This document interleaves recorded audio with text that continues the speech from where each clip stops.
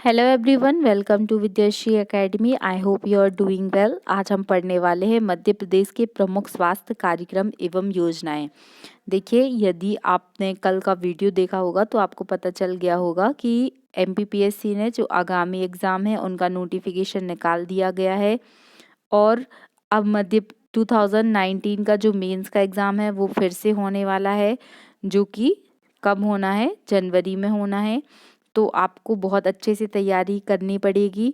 और चाहे वो 2021 का मेंस हो या 2019 का मेंस हो, दोनों ही एग्ज़ाम में हेल्थ स्कीम रिलेटेड क्वेश्चन पूछे जाते हैं।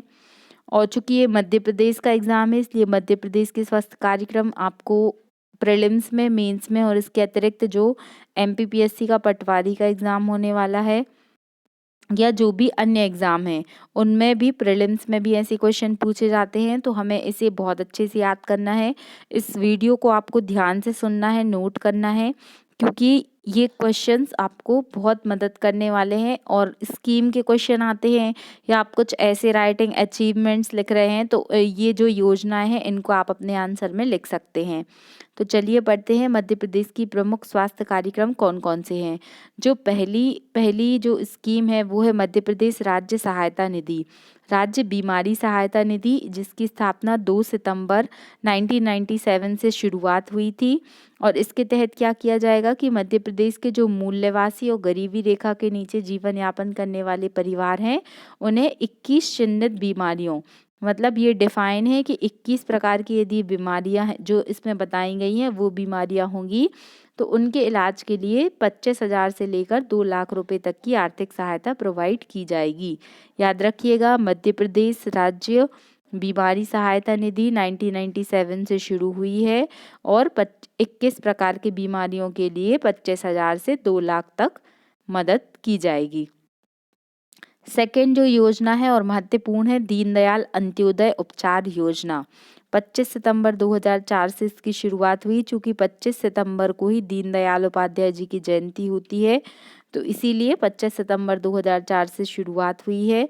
इसके तहत क्या किया जाएगा, तो जो गरीबी रेखा के नीचे जीवन यापन करने वाले परिवार हैं उनको प्रतिवर्ष 20,000 तक की निःशुल्क उपचार और जांच सुविधा हेतु राशि प्रोवाइड की जाएगी। तो याद रखिएगा, दीनदयाल अंत्योदय उपचार योजना कब शुरुआत हुई, तो 25 सितंबर 2004 से शुरुआत हुई है। और जो गरीबी रेखा वाले लोग हैं उनको क्या किया जाएगा, 20,000 रुपये तक की निःशुल्क जांच हेतु पैसा दिया जाएगा। जो थर्ड स्कीम है उसका नाम है जननी सुरक्षा योजना, और इसको आप जितनी बार हो सके उतनी बार मोस्ट इम्पॉर्टेंट लगा लीजिए, ये प्रश्न पूछा भी गया है। तो जननी सुरक्षा योजना कब से शुरुआत हुई इसकी, तो इसकी शुरुआत 2005 से हुई है। और इसमें मातृ मृत्यु दर और शिशु मृत्यु दर कम करने के लिए संस्थागत प्रसव को प्रोत्साहन दिया जाएगा।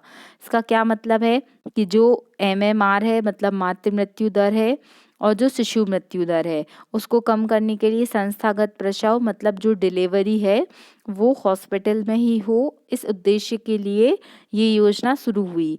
और यदि इसमें गांव की महिला है, मीन्स ग्रामीण क्षेत्र की महिला है, तो उनको 1400 रुपये आफ्टर प्रेगनेंसी, मतलब आफ्टर डिलीवरी दिया जाएगा। और जो शहरी क्षेत्र की महिला है उनको 1,000 रुपये की आर्थिक सहायता दी जाएगी।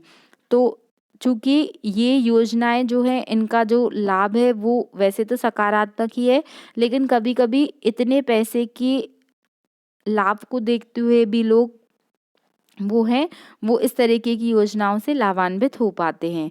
फिर राष्ट्रीय ग्रामीण स्वास्थ्य मिशन, एक और महत्वपूर्ण योजना, इसकी शुरुआत 2005 से हुई।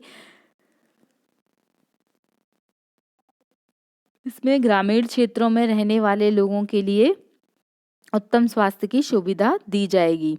फिर आशा, ये भी महत्वपूर्ण है। आशा का फुल फॉर्म पेपर में पूछा गया है, what is the full form of ASHA. तो आशा का फुल फॉर्म होता है associated social health activist. Associated social health activist जो है वो आशा का फुल फॉर्म है। और इसकी शुरुआत 2005 से हुई। इसमें प्रत्येक ग्राम में मान्यता प्राप्त सामाजिक स्वास्थ्य कार्यकर्ता मतलब आशा का चयन किया जाएगा। उनको प्रशिक्षित करना 28 जनवरी को आशा दिवस मनाया जाता है। तो याद रखिएगा, आपने आशा कार्यकर्ता का नाम सुना होगा, जो सामाजिक स्वास्थ्य कार्यकर्ता के रूप में कार्य करती हैं और जानकारी देती हैं।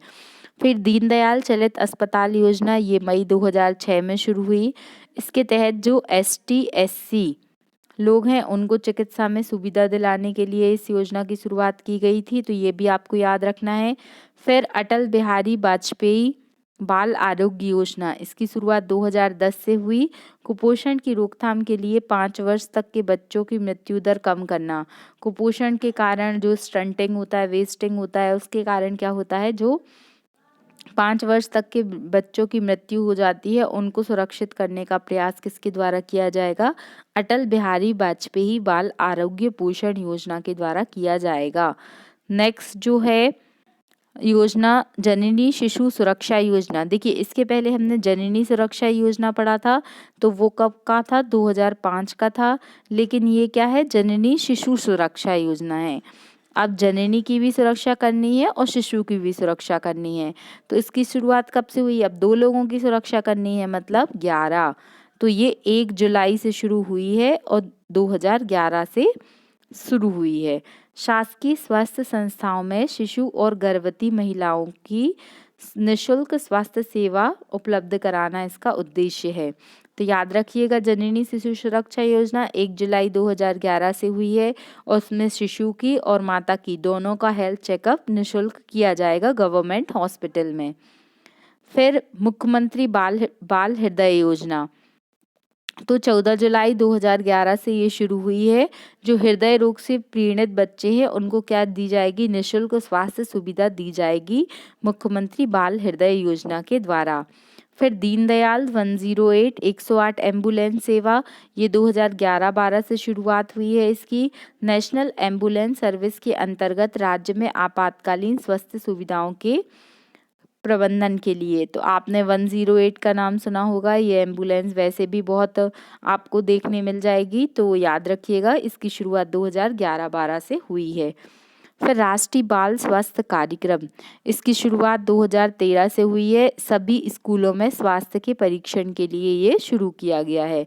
एक बार फिर से रिवाइज कर लेते हैं, क्योंकि मेरा उद्देश्य है कि आप जो भी पढ़ रहे हैं, यदि आप अपना टाइम दे रहे हैं, इन्वेस्ट कर रहे हैं अपना टाइम, तो आपको बस सुन के इसको स्किप नहीं करना है। जो मैं पढ़ा रही हूँ वो आपके दिमाग में जाना चाहिए, मतलब आपको याद होना चाहिए। तो मध्य प्रदेश राज्य बीमारी सहायता निधि 2 सितंबर 1997, इसमें 25,000 रुपये से 2 लाख रुपए तक की सहायता राशि दी जाएगी। दीनदयाल अंत्योदय योजना, तो ये 25 सितंबर 2004 से शुरू हुई और इसमें 20,000 रुपये तक गरीबी रेखा से नीचे जीवन यापन करने वालों को दिए जाएंगे। फिर जननी सुरक्षा योजना 2005, जिसमें गांव की महिला को 1400 रुपये, जो ग्रामीण महिला है, और जो शहर की महिला है उसको 1000 रुपये की राशि डिलीवरी के पश्चात दी जाएगी, यदि वो हॉस्पिटल में डिलीवरी होती है तो।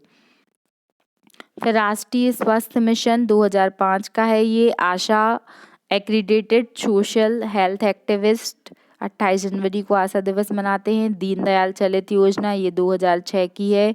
अटल बिहारी योजना 2010 की है, इसको याद रखना है। फिर जननी शिशु सुरक्षा कार्यक्रम 1 जुलाई 2011। मुख्यमंत्री बाल हृदय योजना 2011, इसके तहत फ्री ट्रीटमेंट किया जाएगा यदि हार्ट पेशेंट बच्चे हैं तो। और 108 दीनदयाल एम्बुलेंस 2011-12 से शुरुआत हुई और बाल स्वास्थ्य कार्यक्रम 2013। फिर कुछ अन्य योजनाएं हैं, जैसे निःशुल्क चिकित्सा जांच योजना, इसकी शुरुआत कब से की जाएगी? तो 2013 से शुरू की गई, जिसके तहत चिकित्सा संस्थानों में पैथोलॉजी की जांच निःशुल्क की जाएगी। शहरी राष्ट्रीय शहरी स्वास्थ्य मिशन, तो ये 2013-14 में शुरू हुआ, जिसमें जो मलिन बस्तियों में जीवन यापन करने वाले व्यक्ति हैं उनकी पारिवारिक आवश्यकताओं को ध्यान में रखा जाएगा। फिर कैंसर रोगियों के लिए कैंसर कीमोथेरेपी योजना, ये 2014 में शुरू हुई, जिसमें सभी जिलों में कैंसर कीमोथेरेपी यूनिट स्थापित की जाएंगी, जिसमें 19 प्रकार की एंटी कैंसर मेडिसिन प्रोवाइड कराई जाएंगी। इसको भी याद रखना है।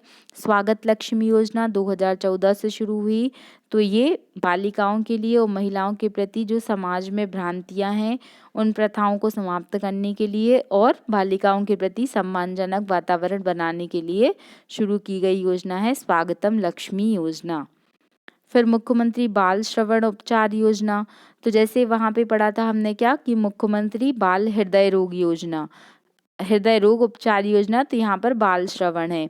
मतलब ये 2015-16 से शुरू की गई, जिसके तहत राष्ट्रीय बाल स्वास्थ्य कार्यक्रम के अंतर्गत 5 वर्ष तक के जन्मजात श्रवण बाधित, मतलब जो बच्चे सुन नहीं सकते या सुनने में किसी भी प्रकार की दिक्कत है, तो उनके उपचार के लिए शुरू की गई थी। प्रधानमंत्री सुरक्षित मातृत्व अभियान, और अभी क्या कौन सी योजना चल रही है? प्रधानमंत्री मातृत्व सुरक्षा योजना, जिसमें मध्य प्रदेश लगातार तीसरी बार टॉप कर रहा है। तो याद रखिएगा, प्रधानमंत्री सुरक्षित मातृत्व अभियान 2016 से इसकी शुरुआत हुई, जिसमें गर्भवती महिलाओं को द्वितीय और तृतीय मास में चिकित्सा फ्री की जाती है। फिर डायलिसिस योजना 2016 से इसकी शुरुआत हुई, तो ये किडनी रोगियों की निःशुल्क परीक्षण के लिए है। आयुष्मान भारत योजना 15 अगस्त 2018, गरीबी रेखा के नीचे जो लोग जीवन यापन कर रहे हैं उनका निःशुल्क बीमा उपचार किया जाएगा। लालिमा योजना इम्पॉर्टेंट है, ये जो गर्भवती महिलाएं हैं उनमें एनीमिया ना हो सके, उनके अंदर प्रॉपर ब्लड का सर्कुलेशन हो, ब्लड की कमी ना हो, इसलिए लालिमा अभियान चलाया गया, जिसमें फोलिक एसिड और आयरन की जो मेडिसिन है वो प्रोवाइड कराई जाती है। फिर दस्तक अभियान, तो दस्तक अभियान का संबंध जो 5 वर्ष तक के बच्चे हैं उनको घर में ANM द्वारा, आशा और आंगनवाड़ी कार्यकर्ताओं के द्वारा क्या है, टीकाकरण उपलब्ध कराना, मतलब टीकाकरण लगाना है, वैक्सीनेशन करना है, दस्तक अभियान। फिर बाल शक्ति योजना, तो बाल शक्ति योजना का उद्देश्य कुपोषण की दर को कम करना है। तो ये कुछ महत्वपूर्ण योजनाएं थी जो मध्य प्रदेश की स्वास्थ्य से संबंधित योजनाएं हैं। आई होप आपको ये वीडियो अच्छा लगा होगा, इससे आपको जानकारी मिली होगी।